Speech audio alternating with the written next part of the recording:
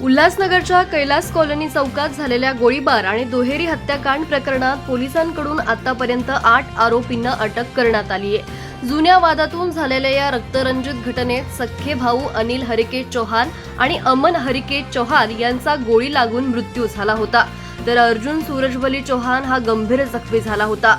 पोलिसांनी घटनास्थळी मोठा बंदोबस्त तैनात करून परिसरातील सीसीटीव्ही फुटेजच्या आधारे तपास सुरू केला। उल्हासनगरच्या गुन्हे शाखेने शेखर बिराजदार आणि अजय राव यांना अटक केली आहे, तर तिसरा आरोपी अजित शेख याला हिललाईन पोलिसांनी ताब्यात घेतलंय। तिन्ही आरोपींना न्यायालयात हजर करण्यात आलं असता न्यायालयानं त्यांना 28 मे पर्यंत पोलीस कोठडी सुनावली। यानंतर पोलिसांनी सागर पाटील यालाही अटक केली।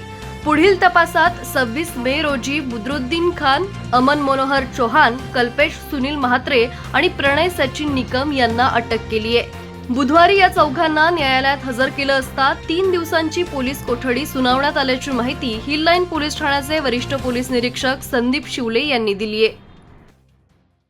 ह्या आरोपी 4 पैकी एका आरोपीने वेपन पुरवल्याचं निवेदन पंचनाम्यामध्ये आरोपींनी सांगितलं होतं। त्याच्या आधारे त्याला आम्ही आज अटक केली होती।